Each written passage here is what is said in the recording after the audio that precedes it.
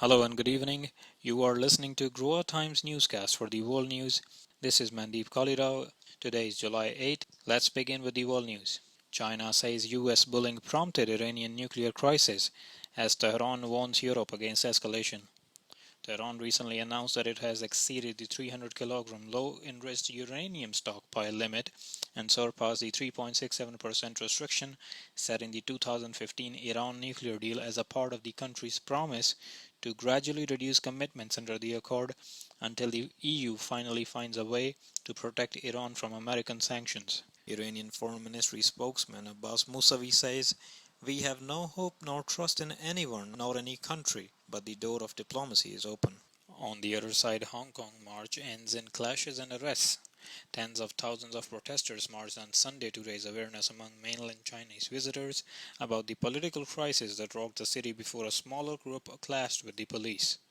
Hong Kong has been governed under a one country, two systems formula since its return from British to Chinese rule in 1997, allowing freedoms not enjoyed in mainland China, including the right to protest and an independent judiciary.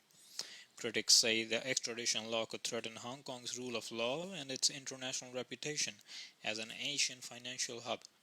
Some Hong Kong tycoons have already started moving personal wealth offshore.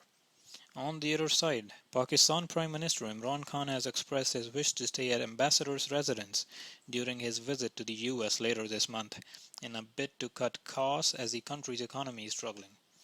Pakistani Daily Dawn reported that the US Secret Service, which is responsible for the security of all visiting dignitaries, is not very receptive towards the idea. Local authorities who are responsible for the smooth flow of Washington traffic during a foreign dignitary's visit did not express their pleasure either. Also on the other side, Iran's foreign minister today lashed out at UK over supertanker seizure. Questioning the legality of the UK's move, Foreign Minister Mohammad Javad Zarif pointed out on Twitter that Iran is neither a member of the EU nor subject to any European oil embargo. The strongly worded message comes amid an ongoing row over an unprecedented seizure by British Royal Marines, where the British forces seized the Iranian supertanker Grace 1 off the shores of southern Iberian coast last Thursday. Gibraltar's Chief Minister Fabian Picardo claimed the ship was en route to Syria in breach of European Union sanctions against Damascus. Tehran maintains that these allegations are false and that the UK had no legal right to seize the tanker. And in Canada today, Rogers is experiencing widespread network outage. The network problems began on Sunday afternoon. Users in several parts of the country are reporting problems with making wireless calls in some areas, with landlines also affected. Text messages, internet and data services are still active. The Toronto police also informed that 911 calls have also been dropped due to the outage. For such calls, police were sent to the address as a precaution. The problem is described as nationwide, but it is not clear how many customers have been affected and when the issue will be resolved. That's all for the world news. On to the sports section now. Lionel Messi could receive a 2-year ban for his recent comments regarding South American footballing body CONMEBOL. After the clash, the 32-year-old took aim at CONMEBOL, accusing them of pro-Brazil bias and corruption. CONMEBOL rules state players cannot speak out against the football governing body. Punishment for failing to follow these rules can carry a ban of up to 2 years. Should Messi receive a 2-year suspension, he will miss qualifying games for the 2022 World Cup and the next Copa America, which will be held in Argentina and Colombia.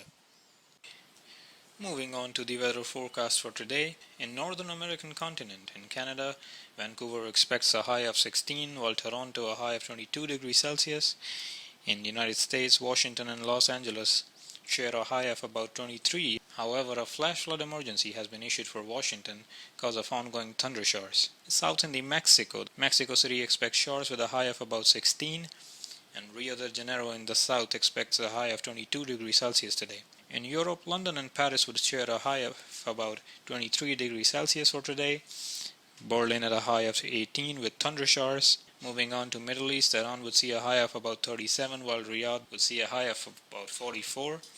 In India, Delhi would see a high of about 34, while Mumbai a high of 29, while also a red alert has been issued by IMD for more rain in Mumbai. In China's Beijing, a high of about 26 degrees Celsius would be seen, while Tokyo would see a high of about 19.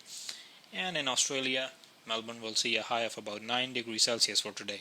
And that's all for the news in the newscast. I'm signing off for now. We hope to catch you soon again. Until then, stay safe and enjoy your day.